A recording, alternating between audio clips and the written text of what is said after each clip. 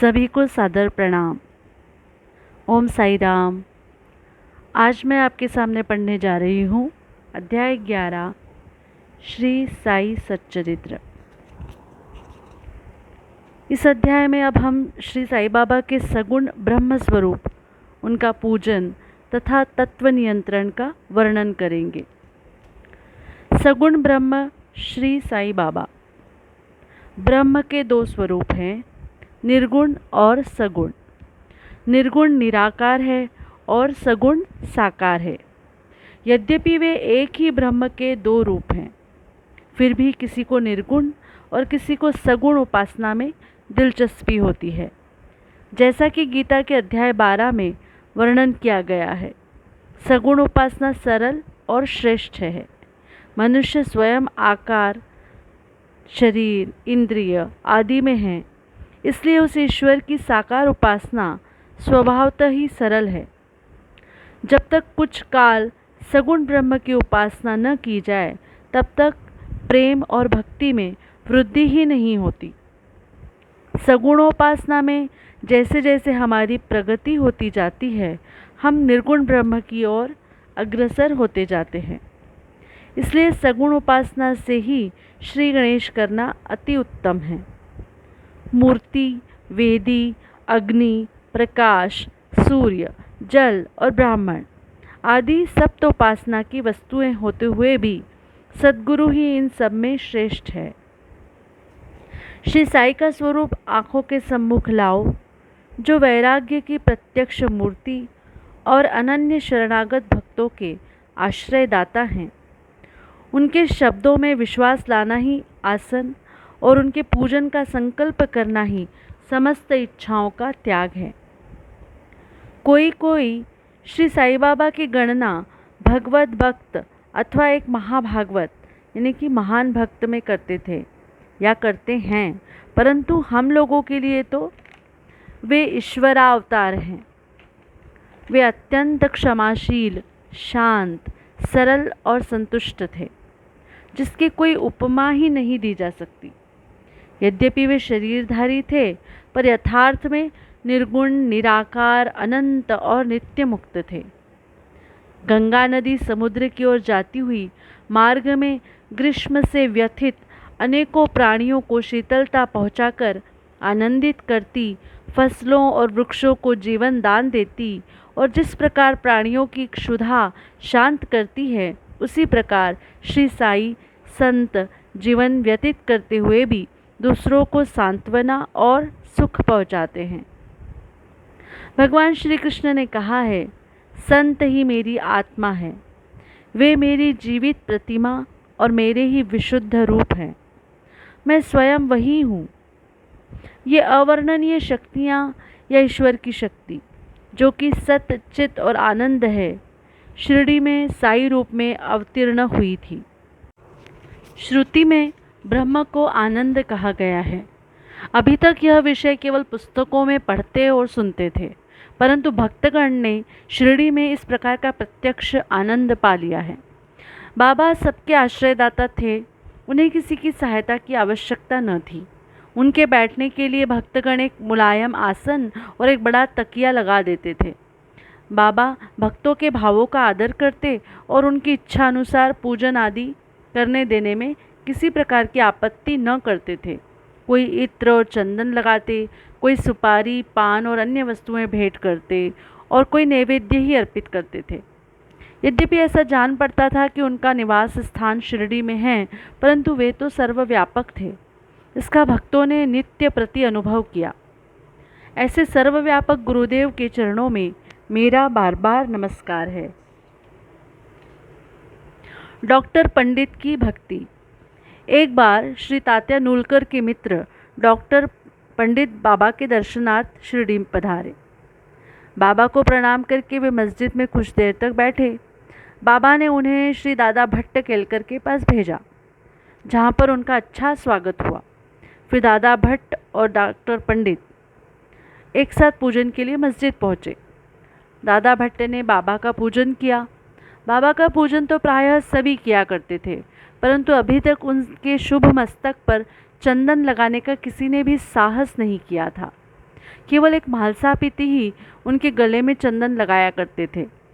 Doctor पंडित ने पूजन की थाली में से चंदन लेकर बाबा के मस्तक पर त्रिपुंडाकार लगाया। लोगों ने महान आश्चर्य से देखा कि बाबा ने एक शब्द भी नहीं कहा। संध्या समय दादा भट्ट ने बाबा से पूछा, क्या कारण है कि आप दूसरों को तो मस्तक पर चंदन नहीं लगाने देते, परंतु डॉक्टर पंडित को आपने कुछ भी नहीं कहा? बाबा कहने लगे, डॉक्टर पंडित ने मुझे अपने गुरु श्री रघुनाथ महाराज धोपेश्वरकर, जो कि काका पुराणिक के नाम से प्रसिद्ध है, के ही समान समझा और अपने गुरु को वे जिस प्रकार चंदन लगाते थे उसी भावना से उन्होंने मुझे चंदन लगाया। तब मैं कैसे रोक सकता था? पूछने पर डॉक्टर पंडित ने दादा भट्ट से कहा कि मैंने बाबा को अपने गुरु काका पुराणिक के समान जानकर ही उन्हें त्रिपुंडाकार चंदन लगाया है, जिस प्रकार मैं अपने गुरु को सदैव लगाया करता था। यद्यपि बाबा भक्तों को उनकी इच्छानुसार ही पूजन करने देते थे, परंतु कभी कभी तो उनका व्यवहार विचित्र ही हो जाया करता था। जब कभी वे पूजन की थाली फेंककर रुद्रावतार धारण कर लेते, तब उनके समीप जाने का साहस किसी को न हो सकता था। कभी वे भक्तों को झिड़कते और कभी मोम से भी नरम होकर शांति तथा क्षमा की मूर्ति से प्रतीत होते थे। कभी कभी वे क्रोधावस्था में कंपायमान हो जाते और उनके लाल नेत्र चारों ओर घूमने लगते थे। तथापि उनके अंतःकरण में प्रेम और मातृ स्नेह का स्रोत बहा ही करता था। भक्तों को बुलाकर वे कहा करते थे कि उन्हें तो कुछ ज्ञात ही नहीं है कि वे कब उन पर क्रोधित हुए। यदि यह संभव हो कि समुद्र नदियों को लौटा दे, तो वे भक्तों के कल्याण की भी उपेक्षा कर सकते हैं। वे तो भक्तों के समीप ही रहते हैं और जब भक्त उन्हें पुकारते हैं तो वे तुरंत ही उपस्थित हो जाते हैं। वे तो सदा भक्तों के प्रेम के भूखे हैं। हाजी सिद्दीकी फाल्के।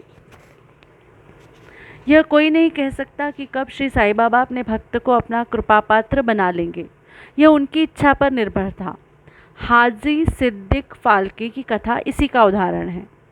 कल्याण निवासी एक यवन जिसका नाम सिद्दीक फाल्के था, मक्का शरीफ की हज करने के बाद शिरडी आए। वे चावड़ी में उत्तर की ओर रहने लगे। वे मस्जिद के सामने खुले आंगन में बैठा करते थे।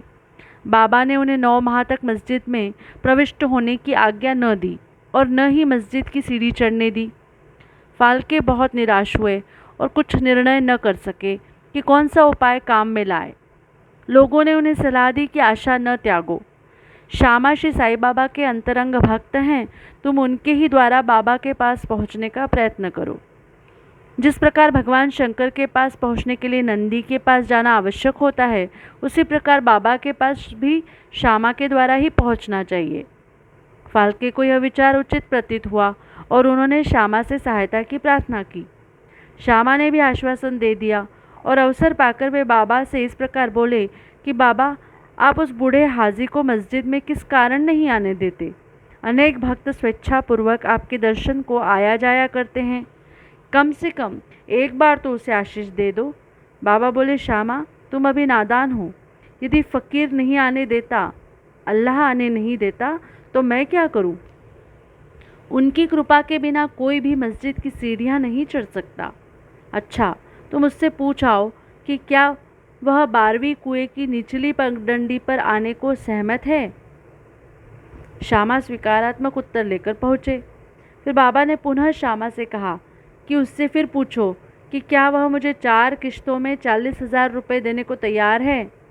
फिर श्यामा उत्तर लेकर लौटे कि आप कहे तो मैं 40 लाख रुपए देने को तैयार हूँ। मैं मस्जिद में एक बकरा हलाल करने वाला हूँ, उससे पूछो कि उससे क्या रुचिकर होगा, बकरे का मांस, नाद या अंडकोश। श्यामा यह उत्तर लेकर लौटे कि यदि बाबा के भोजन पात्र में से एक ग्रास भी मिल जाए तो हाजी अपने को सौभाग्यशाली समझेगा। यह उत्तर पाकर बाबा उत्तेजित हो गए और उन्होंने अपने हाथ से मिट्टी का बर्तन उठाकर फेंक दी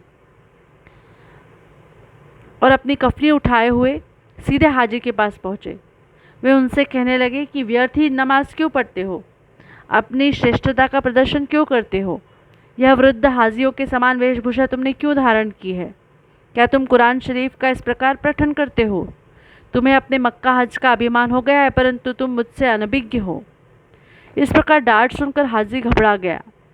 बाबा मस्जिद को लौट आए और कुछ आमों की टोकरियां खरीदकर हाजी के पास भेज दी।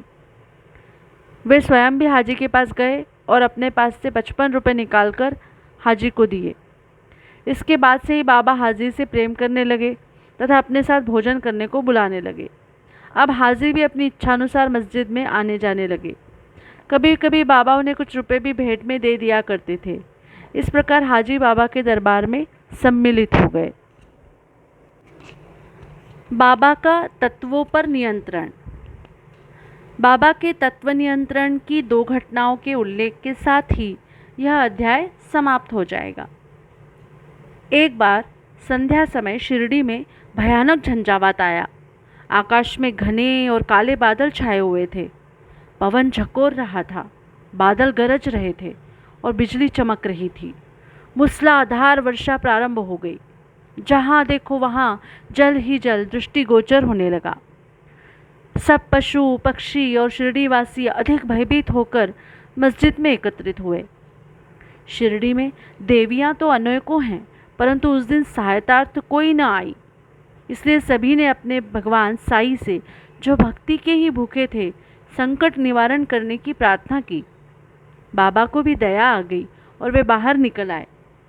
मस्जिद के समीप खड़े होकर उन्होंने बादलों की ओर दृष्टि कर गरजते हुए शब्दों में कहा कि बस शांत हो जाओ।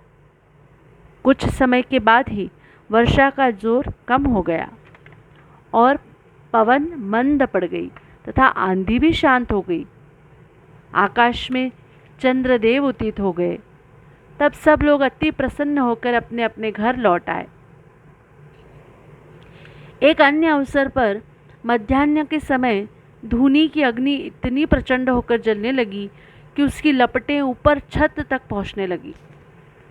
मस्जिद में बैठे हुए लोगों की समझ में न आता था कि जल डालकर अग्नि शांत कर दें अथवा कोई अन्य उपाय काम में लावे। बाबा से पूछने का साहस भी कोई नहीं कर पा रहा था, परंतु बाबा शीघ्र परिस्थिति को जान गए। उन्होंने अपना सटका उठाकर सामने के खंबे पर बलपूर्वक प्रहार किया और बोले, नीचे उतरो और शांत हो जाओ। सटके की प्रत्येक ठोकर पर लपटें कम होने लगी और कुछ मिनटों में ही धुनी शांत और यथापूर्वक हो गई। श्री साईं ईश्वर के अवतार हैं। जो उनके सामने नत होकर उनके शरणागत होगा, उस पर वे अवश्य कृपा करेंगे। जो भक्त इस अध्याय की कथाएं प्रतिदिन श्रद्धा और भक्तिपूर्वक पठन करेगा, उसका दुखों से शीघ्र ही छुटकारा हो जाएगा। केवल इतना ही नहीं, वरन उससे सदैव श्री साईं चरणों का स्मरण बना रहेगा और उसे अल्पकाल में ही ईश्वर दर्शन की प्राप्ति होकर उसकी समस्त इच्छाएं पूर्ण हो जाएंगी और इस प्रकार वह निष्काम बन जाएगा। श्री सद्गुरु साईनाथ अर्पणमस्तु। शुभम भवतु।